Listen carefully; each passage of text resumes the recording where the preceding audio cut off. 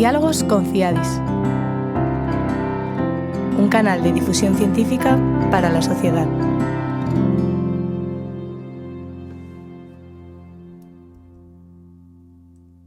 El conocimiento, sea sobre mujeres o sobre hombres, siempre es sesgado.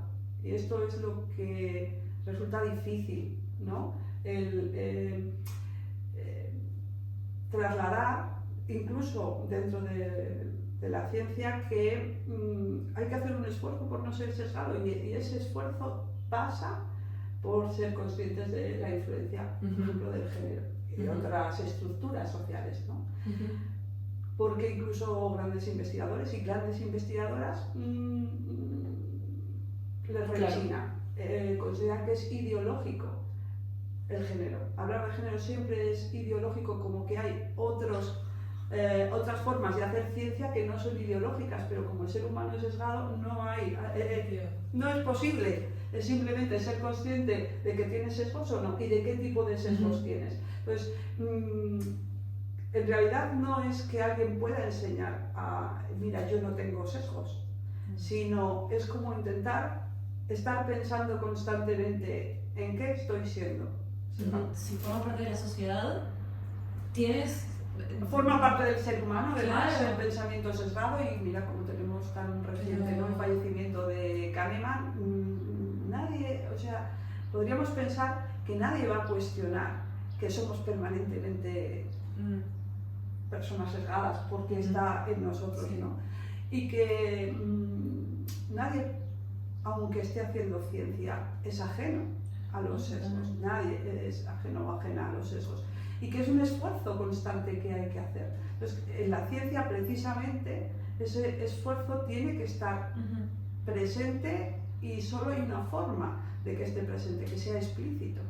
Pues muchas veces hacer explícito que es necesario introducir preguntas sobre género, clase social, raza, racialización, etc., igual, acaba viéndose como algo propio de ciertas personas que quieren introducir su ideología, cuando los sesgos no es el resultado de una ideología, es cómo somos cuando pensamos, específicamente cuando pensamos mundo social, también otras cosas.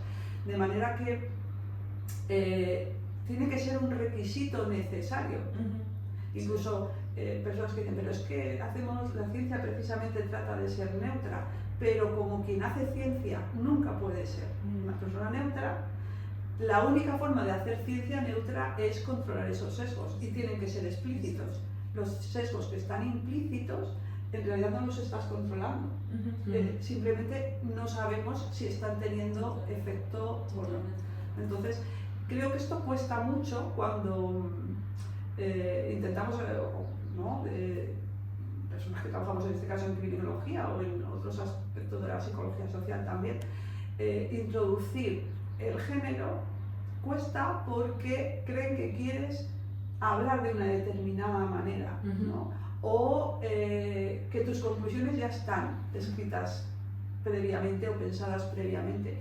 Y yo creo que lo que se está intentando hacer, y que es ineludible hacerlo para una ciencia de calidad, es todo tipo de sesgos que seamos capaces de pensar, que tengamos identificados y que de hecho sabemos que existen, tienen que estar explícitos y se tienen que trasladar en alguna forma de pregunta o de cuestionamiento, sin que eso signifique que solo quienes hacen preguntas de género es que están sesgados y ideologizados, porque en realidad todos, todo el mundo, cualquier investigador tiene su ideología, ¿no? Entonces, no es tanto un cuestionamiento de si la ciencia puede o no ser neutra, sino que quienes hacen ciencia no pueden serlo.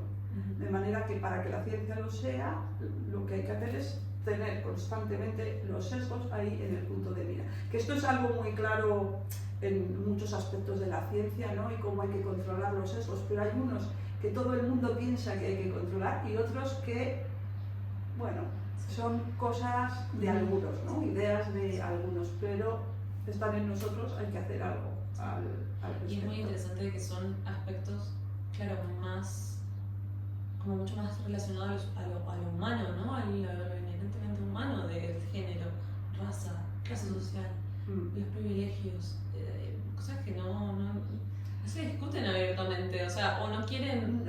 Es como doloroso. Reconocido, claro. Sí, es como doloroso cuando en realidad es... Porque en cierta medida, creo, a veces tengo la sensación de que la gente piensa, claro, me lo dice porque ella no tiene esos sesos, no es verdad. O sea, es que no se puede no tener sesos. Claro. Hasta en las cosas que no te gustan.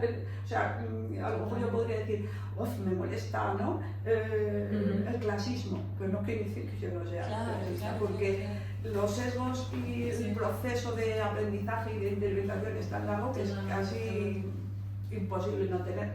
Lo que cambia es si decides ser consciente de esos sesgos y de alguna manera intentar controlarlos o luchar contra ellos. Claro. Que no sé si vas a ganar, pero que lo estás haciendo. Pero por eso yo soy muy defensora de que no se trata tanto de cambiar, por ejemplo, si estamos hablando de investigación, a quienes hacen investigación, sino que lo que tiene que cambiar es incluso el sistema. Porque si el sistema no cambia, todas las personas primero no van a cambiar, pero aparte, aun haciendo esfuerzo por cambiar, el sesgo va a estar, porque está en nosotros tener sesgos. Entonces los sistemas tienen que cambiar. Tiene que cambiar el sistema de ciencia, aunque a veces no resistamos, tiene que cambiar las preguntas que nos hacemos con respecto a la ciencia, tiene que cambiar el sistema de justicia. No es solo, vamos a ver si con la formación, que me parece importante, conseguimos que profesionales sean más, ¿no? menos sesgados o más conscientes, sino que el propio sistema tiene que introducir elementos que controlan las tendencias sesgadas. Y es tan difícil que muchas cosas que se hacen, por ejemplo, buscando, digamos, una política de igualdad, las cosas que se hacen no acaban funcionando bien, por ejemplo para las mujeres, porque es un proceso de repensarse continuamente, de repensar a los otros, pero repensarse cada una constantemente. Y esto es un esfuerzo que muchas veces desde fuera se ve como si no saben ni lo que quieren. No, es que estamos intentando y descubriendo a la vez qué cosas sí funcionan y qué cosas no funcionan, porque producen lo contrario de lo que habíamos intentado o lo que estábamos buscando. El otro día, bueno, como no me conocéis, pero es que yo soy así, empiezo, y entonces vi un meme de un chico que digo, mira, lo tengo que llevar a mi clase de género, que no sé si les va a gustar o no, que decía, estoy mejor en un sitio que hay igualdad, estoy mejor en un país que hay igualdad, estoy mejor cuando hay políticas de igualdad. Es paradójico, pero sí, estoy mejor donde hay igualdad. Un chico, ¿no? Y él decía, es paradójico, pero sí, porque es la tendencia a pensar que la igualdad lo que solo está pensada para una parte de la población. Y la igualdad está pensada para toda la población, está pensada como un derecho humano, es un derecho humano. ¿No? Lo podemos llamar igualdad, luego equidad, es un derecho humano, acaba beneficiando a toda la sociedad. Y de hecho hay algunos estudios recientes, por ejemplo, que indican que el bienestar psicológico y emocional ha mejorado mucho en los hombres que viven en países igualitarios. Y este es un resultado que debería darnos una alegría tremenda, que deberíamos, que debería estar en todos los sitios, ¿no? Ahora, detrás hay otra cosa que está pasando con el bienestar de las mujeres. Las cosas no funcionan exactamente como creemos que van a funcionar, porque el propio sistema y los seres humanos tenemos tantos sesgos que a veces lo que intentamos tiene un efecto muy diferente del que esperamos. Y ahí tiene que estar la ciencia, tratando de explicar por qué está ocurriendo eso y cómo podemos todavía mejorar, ¿no? Sea el bienestar, sea cómo se trabaja con chicos y chicas en centros de internamiento, podríamos decir, ¿no? O en cualquier sistema en el que estemos haya personas, ¿no? Todos debemos intentar hacer este esfuerzo de repensar los sesgos. Bienvenidos y bienvenidas a un nuevo capítulo de Diálogos con Fiadis. Bueno, realmente he hecho la introducción cuando realmente a la profesional que tenemos hoy no le ha hecho falta ni que la presentáramos para que se note lo apasionada y lo dedicada que está al tema que vamos a tratar hoy. Hoy está con nosotros Raquel Bartolomé. Raquel, muchísimas gracias por venir. Raquel es profesora de psicología, bueno, polifacética, porque ha dado clase en más de 4 facultades, en más de 4 universidades, disculpa. Facultades. ¿Y en facultades también? Sí, en facultades, o sea, dentro de la Universidad de Castilla-La Mancha, Ajá. en 5 o 6 facultades. Wow. O sea, polifacética cuanto menos, también eres una, como se ha notado antes de la introducción, una apasionada de todo lo que tiene que ver con género, con mujeres y con derechos humanos. Y con derechos humanos. Y para acabar de agrandar más este currículum fascinante que tienes, Raquel, también eres patrona de la Fundación Fiadis, que es un honor tenerte aquí, y sobre todo del tema que nos vas a hablar, que la introducción ya ha sido increíble, pero venimos a hablar de mujeres y delincuencia. Todas las personas que hemos estudiado criminología o que nos gusta todo este mundo, pese a que las mujeres somos más de la mitad, somos la mitad de la población, en todo lo que es en el sistema de justicia, somos una población reducida y hasta hace poco éramos prácticamente desconocidas. Se sabe que la mayoría de la población de reclusa o privada de libertad o que pasa por el sistema de justicia son hombres. Aunque eso no quita que haya mujeres que también pasamos por este sistema de justicia, ¿verdad? Pues, Raquel, ¿qué nos puedes decir de lo que es las mujeres en este sistema? A ver, en realidad creo que a lo largo del tiempo ha ido cambiando mucho la situación, ¿no? Y partíamos de una historia propia de la disciplina muy centrada en los hombres y con una visión a menudo o muy sesgada o muy limitada de las mujeres, un conocimiento pobre de las mujeres. Tiene una lógica, o sea, tiene mucho de sesgo que se ha puesto de manifiesto, ¿no? Por parte de autoras y autores diversos, mucho sesgo sobre qué es interesante estudiar. Hay teorías que todos conocemos, ¿no? Por ejemplo, las teorías subculturales que de alguna manera lo que venían a decir es que lo interesante son los chicos, son los que hacen cosas interesantes, son los que crean, ¿no? Le dan vidilla a todo, sí. hasta la criminología. Pero también hay una lógica que es fácil de entender en cuanto a personas que hacemos ciencia, pues hay pocas mujeres, eso hace difícil el estudio.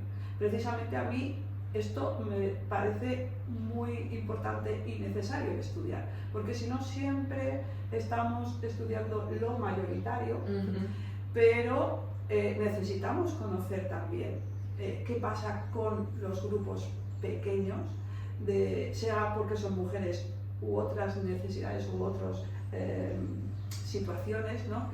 Características que puedan tener, porque al no estudiarlos, claro, con la lógica de son pocos, la calidad de la información no va a ser buena, sobre todo desde el punto de vista cuantitativo, lo que hacemos es invisibilizar totalmente. Entonces, necesariamente asumimos que lo que va bien para el grupo grande tiene que ir bien para el grupo pequeño.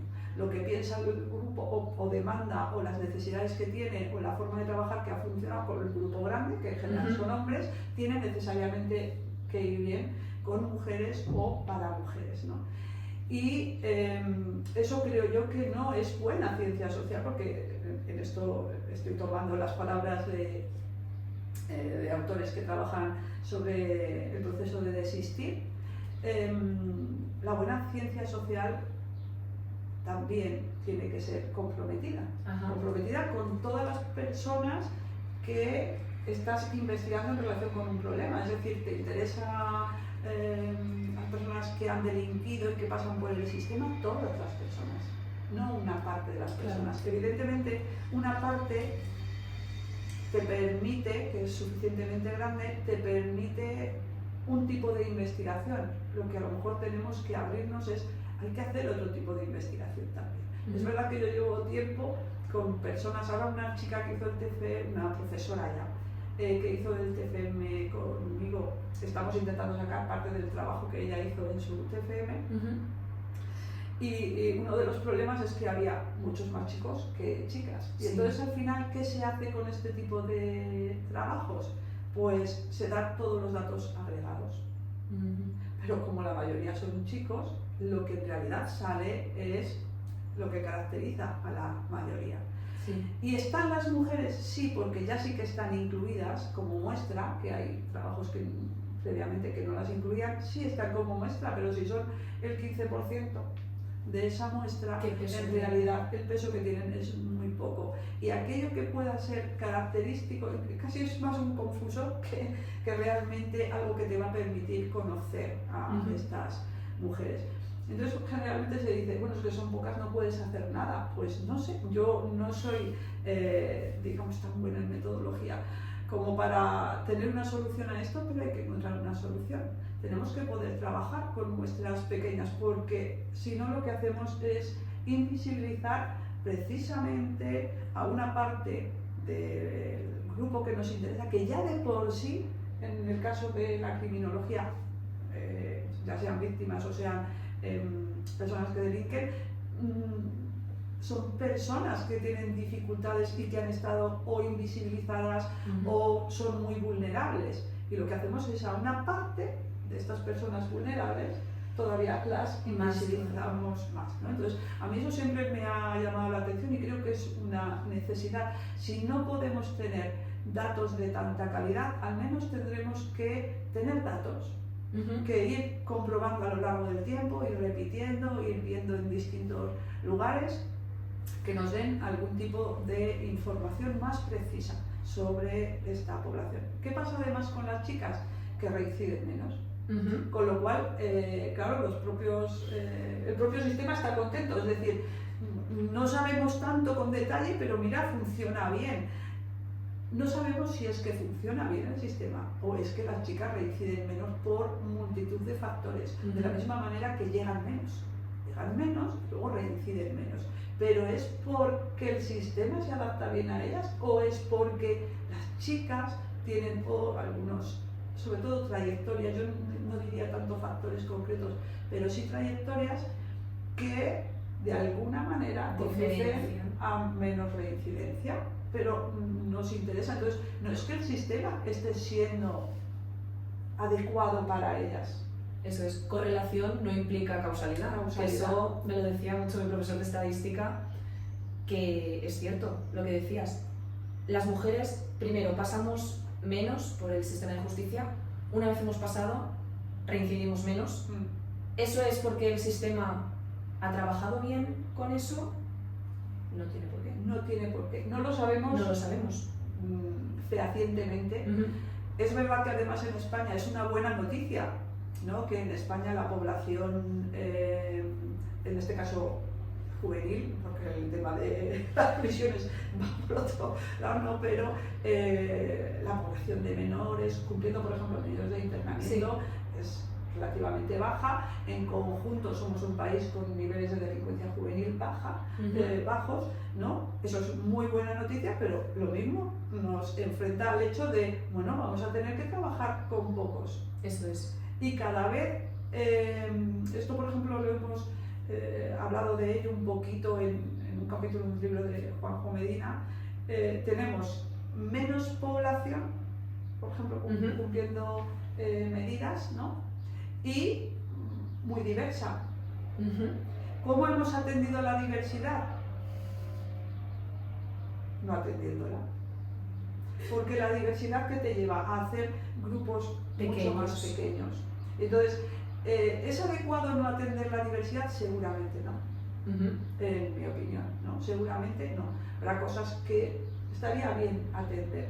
Pero si seguimos pensando solo en necesito grupos grandes para tener información, estoy desatendiendo otros aspectos, ¿no? Y otras necesidades que, sin embargo, yo creo que son necesarias atender. Totalmente.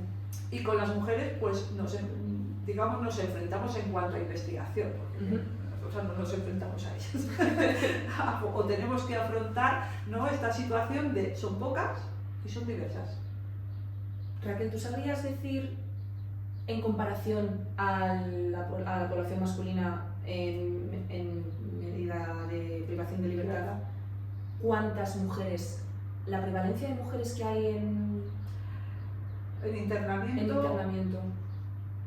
No podría decir exactamente, pues esto no es lo que he estudiado, pero generalmente no supera el 20%, 20-25%. Ajá. Hay en delitos que sí es un poco superior, o sea, si vas a, seguramente en España, a chicas que estén por violencia, chicas y chicos que estén por violencia filioparental, quizás la proporción es un poco más alta. Ajá. Puede estar en el 30%, no lo sé, o un poquito más, pero si nos vamos a delitos sexuales o a homicidio es muy bajita, muy bajita.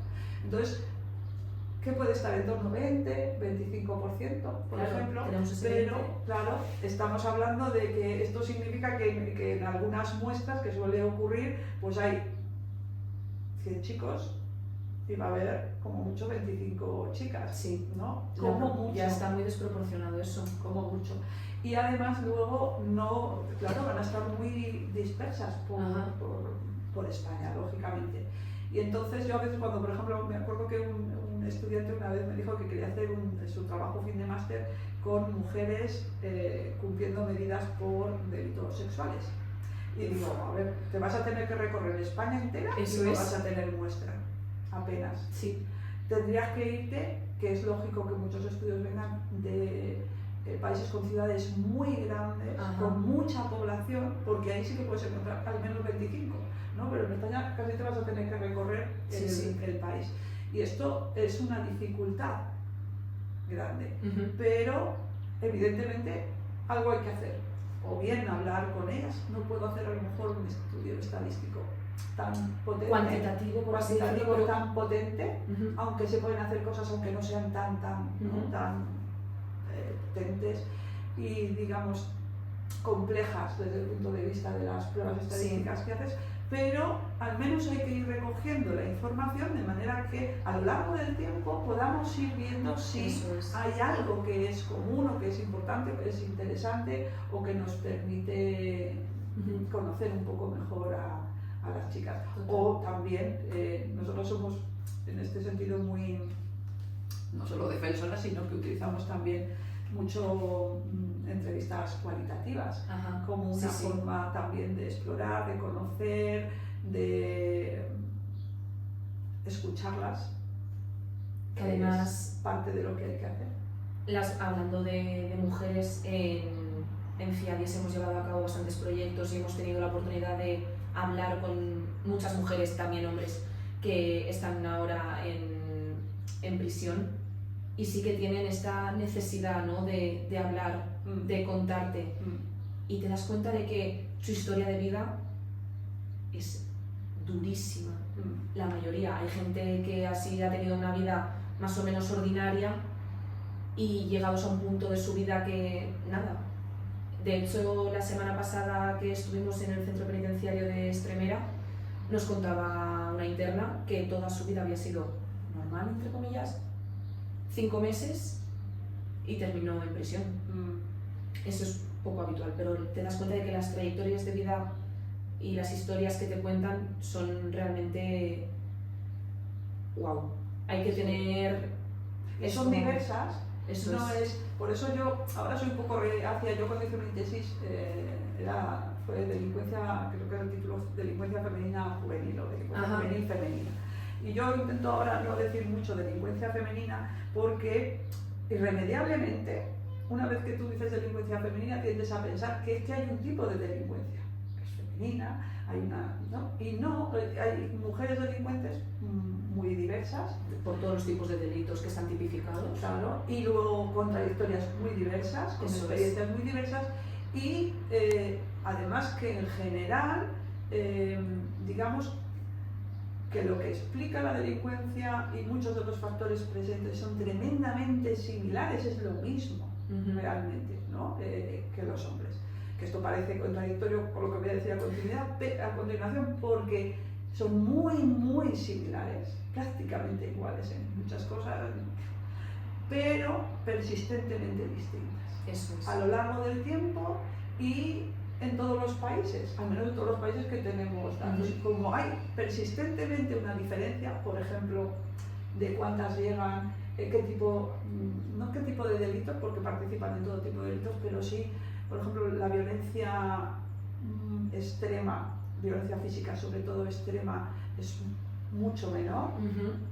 En mujeres la violencia sexual extrema también es mucho menor, sí. Y luego hay menos reincidencia y tienen unas trayectorias comunes. Esto nos tiene que interesar, ¿no? Hay mucha diversidad, pero mucha similitud con los hombres, pero también diferencias persistentes que sería interesante entender y dar, digamos, no solo el tratamiento, sino la atención que se ajustara más a sus trayectorias.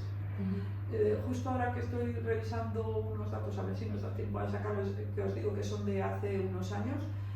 Por ejemplo, lo que sale utilizando una herramienta de valoración del riesgo, entre otras cosas, una cosa que sale es que las variables que más han influido, los factores que más han influido en que estas chicas, o en el nivel de violencia previo de estas chicas, ¿no? No se tienen nada en cuenta por parte de los profesionales, no porque no quieran tenerlos en cuenta, sino porque su propia formación, el propio instrumento, cómo se piensa en la reincidencia, deja fuera esas variables y va a otras. ¿Vale? Entonces, puede ser que la reincidencia no tenga que ver con esas variables.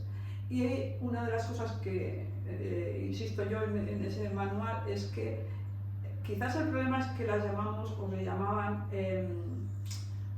factores estáticos, que da la impresión de con esto ya no podemos hacer nada. Y es verdad que hay cosas con las que no puedes hacer nada, en el sentido de sufrir abusos, esto no se va a cambiar. Eso es. La cuestión es que el daño de los abusos sí es dinámico, actual, no digo que constante, pero persistente, y tiene un efecto sobre su vida y habrá que trabajarlo. Y tenemos tan claro realmente que esto no tenga efecto sobre la reincidencia, no lo tenemos tan claro, porque estas trayectorias o estos factores están mucho menos estudiados en relación con la reincidencia, porque los instrumentos, y lo vemos, o sea, los propios profesionales cuando usan uno de estos instrumentos lo hacen con una mirada concreta, que trata de ser neutra, pero que pone énfasis en un tipo de factores que sí sabemos que tienen que ver con la reincidencia en el caso de los chicos. Pero esos factores que tienen que ver con la violencia en las chicas y que dejan de valorarse, yo creo que en España, sinceramente, creo que en lo que nosotros hemos conocido sí se acaban atendiendo, pero claro, el propio, digamos, los instrumentos que se utilizan, el propio modelo de gestión del riesgo los había dejado un poco de lado y sin embargo son trascendentales para el bienestar de las mujeres. Entonces, si pensamos en reincidencia, las cosas a veces no cuadran bien, pero si pensamos en desistir, en el proceso de desistir, que justo en España han trabajado muy bien, por ejemplo, repetir, no, en el proceso de desistir, estos elementos, estos factores, estas experiencias, estos daños, estas vivencias sí que van a ser importantes, porque el proceso de desistir es muy largo y tiene, digamos, momentos distintos, altibajos, situaciones que tienen que afrontar, y lo que algunas autoras llaman esos ecos del pasado, los llevas contigo. Eso es. Y o aprendes a manejarlos, a gestionarlos, a estar mejor con todo eso, o las cosas van a ser muy difíciles. Y ya desistir es muy difícil. Pues toda esa mochila que llevas, hace muy pesado, muy pesado. Entonces, aunque sea a través de los propios instrumentos que son neutros, que nos permiten ver que la mirada que hay tanto en el modelo como en algunos instrumentos ya está un poco sesgada y deja de atender deja de atender no, porque luego en los centros, en lo que nosotros conocemos, se atiende y se da respuesta a estas necesidades que tienen las chicas, pero no están tan contemplados en el modelo. Y esto acaba teniendo efecto, porque uno piensa, si hago uso de la mejor evidencia disponible, que es lo que tengo que hacer, no debería atender estas cosas, ¿no? Y no es del todo cierto, es que no hay tan buena evidencia sobre algunos grupos concretos, en este caso sobre las chicas. ¿A qué nos lleva todo esto? Una vez hemos visto que, que las mujeres en lo que es dentro de la población que pasa por el sistema de justicia somos pocas, también que lo que a la mayoría le sirve, que en este caso la mayoría son hombres, quizás a las mujeres no nos sirve porque tenemos... O puede que sirva, pero además hay otras cosas... Hay que añadir algo más, tenemos más. Otras necesidades, tenemos otras características que nos diferencian de los hombres, alguna historia vital... Sobre todo yo creo, incluso más que características, es trayectorias. Eso es. ¿Y por qué las trayectorias difieren?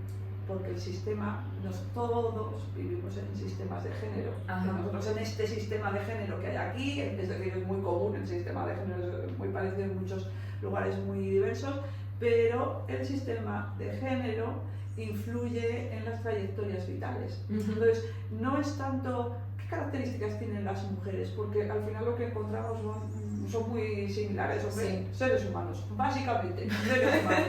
Aquello que es propio de los seres humanos es lo que vamos a encontrar, ¿no? Pero las trayectorias van a variar porque están muy influidas por el género. También en los chicos, o sea, mi opinión es que también en los chicos las trayectorias están influidas por el género. Y tampoco vendría nada mal ser consciente y atenderlo. Pero es verdad que todo el sistema está más pensado y entonces hay cosas que ya se ajustan simplemente porque el sistema de género está de alguna manera siempre es un poco desigual y sitúa a unos un poco por encima de otros, ¿no? De otras en este caso. Entonces las mujeres es que vivimos en sistemas de género, los hombres viven en sistemas de género y eso te influye en cómo es tu trayectoria, influye en las cosas que te pasan, las experiencias que tienes, las oportunidades que tienes. Por ejemplo, algo que yo cuando tenía vuestra edad era absolutamente reacia, no a hablar, y me parecía que venía de algo muy pseudocientífico, era la culpa. Y sin embargo, bueno, en mi caso a través del feminismo, pero la propia disciplina, ¿no? Ha ido avanzando, la propia ciencia, también la psicología, hacia lo que ahora llamamos emociones autoconscientes, por ejemplo, y la culpa vuelve a ser importante. Entonces, el sistema, o sea, las mujeres no sienten culpa porque nacen con la culpa, ¿no? Sino que el sistema de género lo que hace es que nos sintamos culpables por determinadas cosas, los hombres se sentirán por eso, pero las mujeres por determinadas cosas que no solo influyen en las experiencias que vamos a tener, sino en la toma de decisiones y en cómo luego afrontamos las decisiones que hemos hecho, ¿no? O sea, que hemos tomado o los actos que hemos tomado. Entonces, la culpa, por ejemplo, es tan presente en las mujeres delincuentes o que han delinquido, sean jóvenes o sean adultas que están en prisión o en medidas alternativas. En lugares tan distintos del mundo, tan presente la culpa, que nos está diciendo que el sistema ha generado una forma de sentir, de ver, de percibir, de tomar decisiones, de echarse cargas encima que tienen que ver con el género. Y que la culpa hay que atenderla, porque y que creo que muchos psicólogos y psicólogas que están en los centros y tal, cuando trabajan con las mujeres, acaban atendiéndolo, pero que era algo que se había quedado un poco fuera de la disciplina, ¿no? Y que vamos a tener que retomar, y bueno, afortunadamente ya hay muchos autores y autoras trabajando en esta línea, ¿no? De las emociones autoconscientes y otras cosas, porque no solo tenemos que saber qué hacen las personas, ¿no? Sino en los procesos de toma de decisiones, pero también los procesos de cómo abandono este camino. Estas emociones autoconscientes, por ejemplo, tienen mucha presencia. Si tú, cuando pasas una escala, un instrumento, haces una medida, no preguntas por la culpa, no te va a aparecer. Claro. Eso no quiere decir que no sea que no esté presente. Que no esté presente y que no sea importante. Entonces, yo por eso me gusta mucho personalmente esta perspectiva de trayectorias, porque no va tanto a qué características tienen las mujeres, ¿no? O qué hace a las mujeres diferentes, sino cómo la sociedad, cualquier sociedad, ¿no? Marca algunas trayectorias o influye en algunas trayectorias.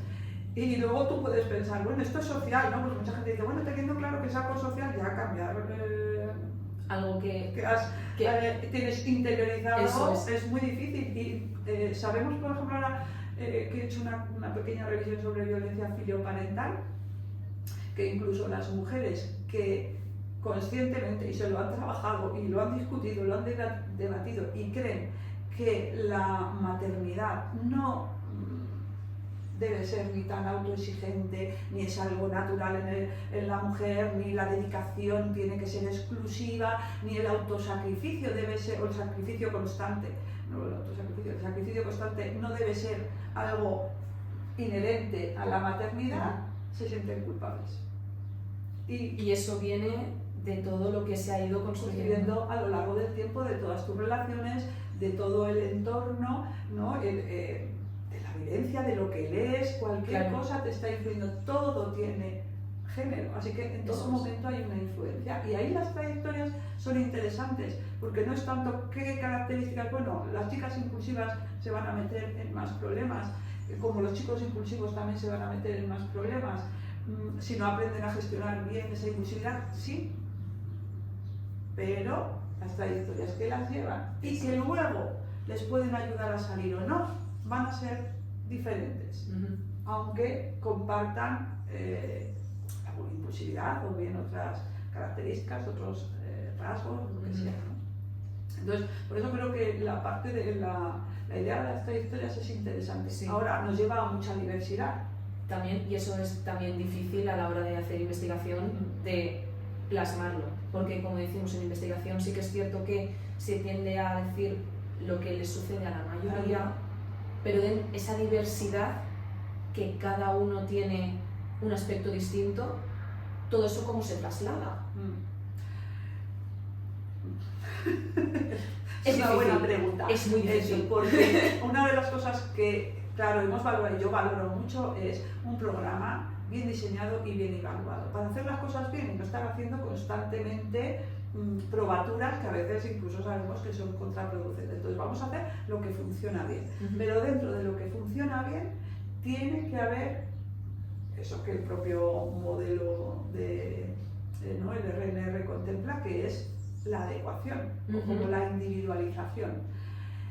Entonces los programas tienen que existir, pero tienen que tener un elemento de flexibilidad en este sentido, de dar respuesta a la diversidad. Creo que muchos y muchas profesionales lo hacen bien, o sea que tienen un programa, por ejemplo, aunque se ajusten a un programa, a lo mejor a unas sesiones o a una forma de trabajo, sí encuentran la forma de adaptarse.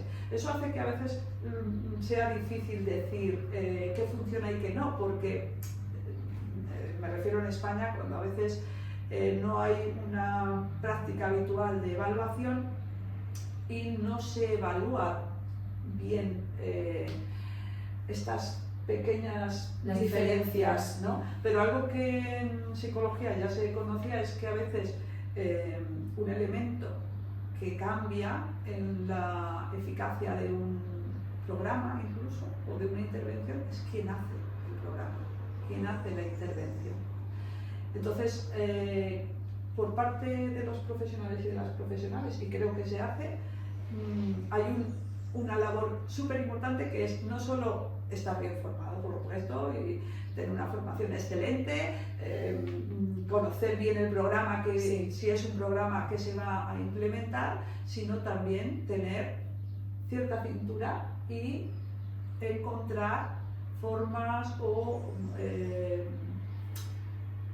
incluso estrategias que pueden ser distintas para distintas personas. Eso es. Porque sabemos que algo de lo que se quejan a veces las chicas, que resulta que las chicas y las mujeres también pasa en el sistema penitenciario, es que no dicen que los programas les vayan bien, pero participan menos. Y más si son mixtos. Y abandonan más y no están del todo satisfechas. Entonces, también la gente tiene que estar satisfecha, el programa tiene que ser efectivo y la gente tiene que estar satisfecha, porque si no el programa efectivo no llega a la gente. Si la gente no hace el programa, por muy efectivo que sea, no vamos a tener resultado. Pues una forma, quizá es una idea, ¿no? Es una hipótesis, una forma de que la gente esté más satisfecha participando de los programas es que se atienda un poquito a la diversidad. Eso es. A la diversidad, a las distintas trayectorias o las distintas experiencias que no solo son de género, por supuesto, que tienen muchas otras cosas, pero tener en cuenta esa diversidad. Claro, que lo que comentabas, ¿no, Raquel? Que el profesional tiene que seguir el orden del programa, pero quizás no ese orden, esa estrategia que sea tan rígido, porque tendrás tanta diversidad como personas tengas dentro del grupo y el profesional que atienda a esas personas tiene que tener esa capacidad o alguna estrategia para hacer que dentro de lo que es la rigidez o la estrategia o el modelo que se está siguiendo, poder... La idea es, lo tengo que implementar lo mejor posible, eso es, esto es lo que haremos, atendiendo, funciona, pero con algunas estrategias que se puedan adaptar o algunos pequeños cambios que se puedan introducir. Entonces, claro, en lugares, no sé, en Estados Unidos o Canadá, ¿no?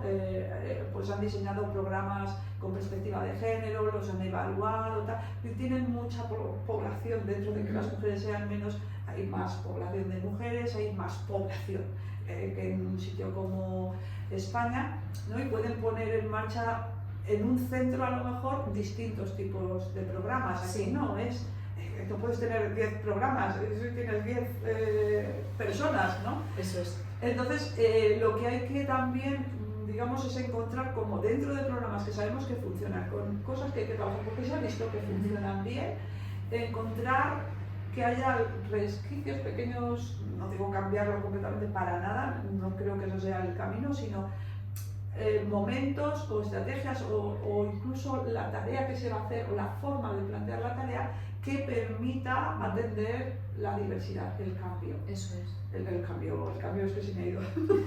El cambio también porque hablando con algunos profesionales, recientemente con un profesional con muchos años de experiencia, y es que estoy interesadísima ahora en esto,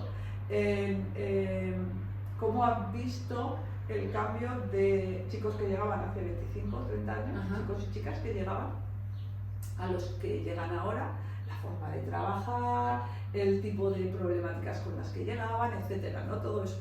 Y qué han tenido que hacer, por ejemplo, este profesional, ir adaptándose, porque son distintos. Eso es. No es igual cuando te están llegando, por ejemplo, ¿no? En España en determinado momento, chicos y chicas que tenían que ver con grupos radicales, pero cercanos, por ejemplo, al terrorismo de ETA, que ahora chicos y chicas con violencia filioparental.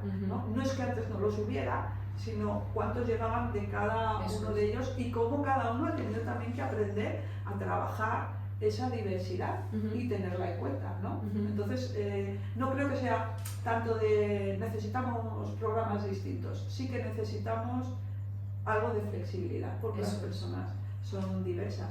Y claro, lo importante es que hagan los programas, pero que los hagan.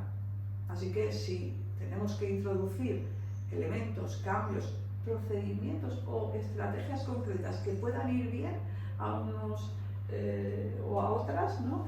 Habría que hacerlo. Totalmente. Sabiendo, conociendo desde todo lo que es una perspectiva de género, sabiendo cómo influye todo esto en tu trayectoria vital y cómo terminas pasando por este sistema de justicia, se debería o se debe de poder ajustarse a esa diversidad de la que hablamos, ¿no? Pese a que en el caso de las mujeres la diversidad es abrumadora y, como comentabas, sacar características, un perfil que se dice mucho en criminología, ¿no? Cuesta más porque, como comentábamos al principio, la muestra es menor. Son pocas. Y luego en los perfiles a veces pues eso va a salir de ciertos rasgos que claro, no salen. Pero no nos dicen mucho de sus trayectorias, de sus experiencias. Entonces, yo ahora preguntando a algunas chicas que están cumpliendo medidas de internamiento, que la verdad es, estoy súper agradecida porque es siempre una lección hablar con ellas, una lección de vida y un aprendizaje y un planteamiento de nuevas cosas. Les he preguntado mucho si les gustaría o no estar en grupos solo con chicas. Y muchas me han dicho que no. Pero para algunos temas sí. Entonces dicen que no, pero porque tienen algunos programas, algunos temas que trabajan solo chicas. Y ahí sí que salen, ¿no? Y se exponen experiencias, por ejemplo, que tienen que ver con el acoso sexual o experiencias sexuales muy tempranas, etcétera, que son comunes. Sí. Y que hablándolo en ese espacio concreto para chicas está bien. Pero no dirían, quiero un programa solo para chicas, estamos bien así, mixto. Y es mejor que estemos mixtos, me han dado muchas razones de por qué es mejor estar mixto, pero teniendo esos recursos donde ellas pueden compartir.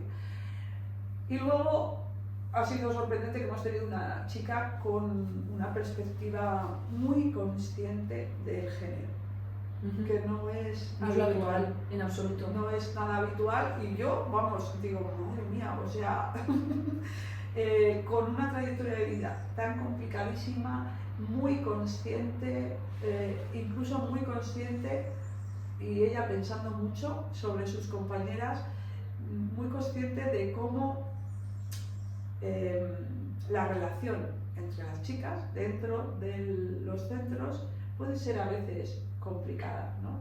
Que es lo que algunas autoras británicas llaman una jungla de emociones, ¿no? Y ella, sin haber leído a esta autora, ella explicaba lo que es vivir en esta jungla emocional, ¿no? Y cómo tienes que aprender a valorar y mirar de una forma diferente esa intensidad emocional, porque si no se acaba convirtiendo en algo que las propias mujeres ven mal de las mujeres. Absolutamente. Y que desde mi experiencia es lo mismo. Desde mi experiencia es lo mismo. Totalmente. Incluso hablando con funcionarios de prisiones que están en centro, su relato era: prefiero 1000 veces estar en el módulo más conflictivo de hombres antes que estar en un módulo de mujeres. Porque es lo que comentas, ¿no? Afortunadamente, desgraciadamente, en los centros que son mixtos, en los que dentro del mismo centro hay módulos de hombres y módulos de mujeres por separado, porque se juntan en muy pocas ocasiones, dentro del módulo de mujeres se encuentran mujeres en primer grado, en segundo grado, está todo. Se juntan delitos menores, se juntan delitos más graves, e incluso las propias internas te lo dicen, dices que aquí estamos todas. En cambio, los hombres, al ser más, pues están separados el módulo conflictivo, está separados el módulo que necesita una atención especializada porque tiene algún tipo de problema de salud mental grave. En las mujeres no pasa, y dicen, es que estamos todas juntas aquí, y es una jungla Es verdad, es Y luego cierto. que las propias mujeres, porque de alguna manera es como lo de la culpa, ¿no? Aprendemos, o sea, nos socializamos en relaciones más cercanas, más íntimas, Eso es. en las que se habla más de las emociones. Y en por prisión ejemplo. eso, primero, ya es complicado, Sí. porque en prisión es un ambiente hostil. De hecho, internos e internas te lo dicen, yo aquí no confío en nadie, es normal.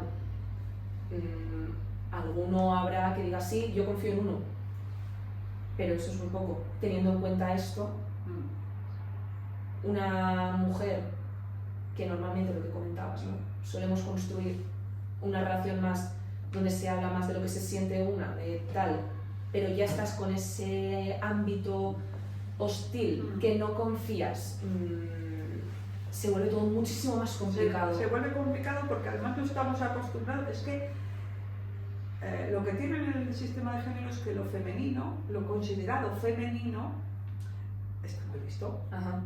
Incluso cuando es atender a lo emocional. Entonces, que tu madre te quiera mucho y te atienda mucho, eso sí, pero a ti. ¿No? Pero es lo femenino. Incluso cuando los hombres, por ejemplo, hombres cuidadores, hablando de violencia parental, cuidadores muy implicados emocionalmente, pueden ser juzgados de una forma muy negativa. Sí, sí. ¿No? Porque ya de partida esa intensidad emocional se ve como muy femenina y está mal visto, con lo cual todos cuando nos tenemos que enfrentar a una situación de mucha intensidad emocional, no es sin quererlo, no sabemos gestionarlo, no sabemos, y ya estamos en una visión negativa de ya ponemos una distancia de esa intensidad emocional, y cambiar eso es costoso. Y entonces cuando yo hablaba con esta chica y ella era como tan consciente y nos contaba un poco qué intentaba hacer ella en esas situaciones, digo, madre mía, qué maravilla, o sea, qué capacidad esta chica, y es algo que a veces cuesta con profesionales. Total. Porque lo que dicen es, no, es que te sientes fatal, ¿no? Tener que trabajar, es que es súper difícil. Sí, pero es que tenemos también este punto de partida, de hacer una valoración muy negativa de esa intensidad emocional, cuando ocurre también en los hombres la intensidad emocional. Otra cosa es cómo se manifiesta.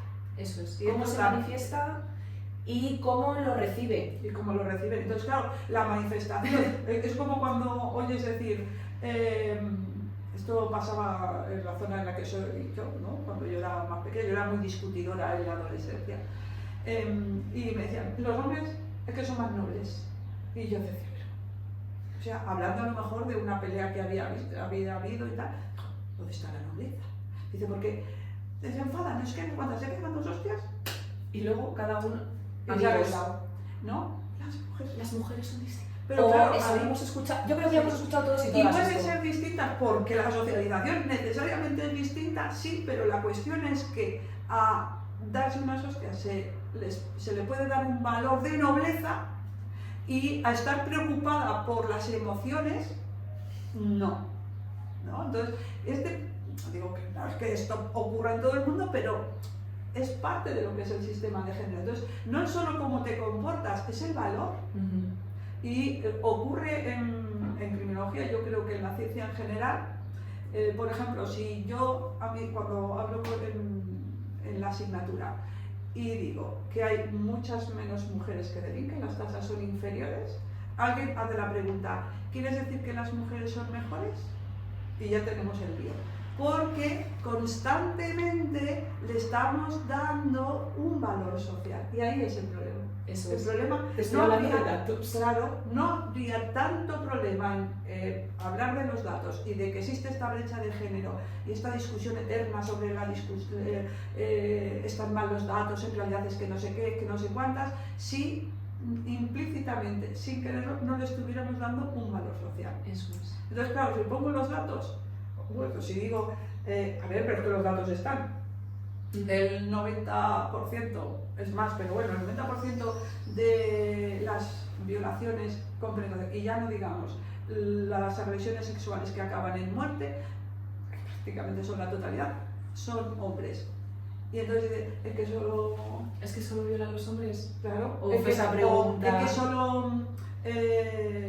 solo hablar de los hombres para decir lo malo. No, pero es que si tengo que hablar de violencia sexual, tendré que decirlo. Ahora, si me preguntas por ejemplo, ¿no? Neonaticidios, pues Claro, tendré que decir otras cosas y las diré. estamos hablando de una tipología delictiva concreta. Claro. Entonces, yo Eso diré los datos que salen ahí.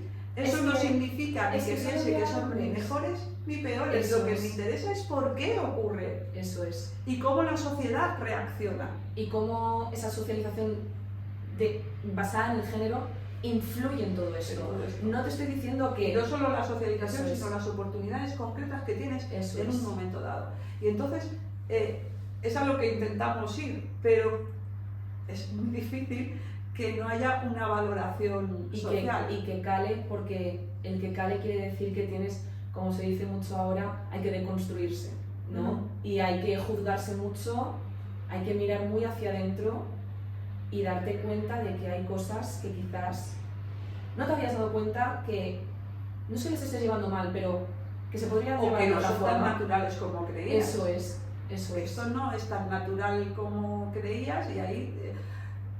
pero como nos va a pasar a todos, o sea, lo que no hay que hacer, o cuesta, ¿no? No darle un valor negativo. Ajá. Y como es esfuerzo, el esfuerzo al ser humano le cansa. El esfuerzo cognitivo ya sabemos que produce cansancio. Sí. Entonces es verdad que tiene que ser poco a poco. Pero hay siempre Total. algo con lo que hay que pelear constantemente, es que se le da un valor social. Y entonces, en cuanto a mí se me preguntan por la brecha de género y digo, ¿cómo es la brecha? Acto seguido es, claro, ¿qué estás diciendo? Ahora va a ser que las mujeres son mejores, ¿no? En mi tesis me dijo una persona, dice, tú digas lo que quieras, y que hay menos mujeres que delinquen, y no sé qué, pero cuando una mujer es mala, es muy mala. Y digo, ya cuando un hombre es malo, puede ser muy malo, aunque este no sea una terminología científica que debamos usar Eso es. en una tesis, por ejemplo. Ujú. Pero, ¿qué nos indica este tipo de comentario? En el momento que hablamos de hombres y mujeres, hay una cuestión de identidad social, que me confronta y me Total, chirría, ¿no? total. Y entonces hay un valor social, yo doy, o todos damos un valor social a los datos.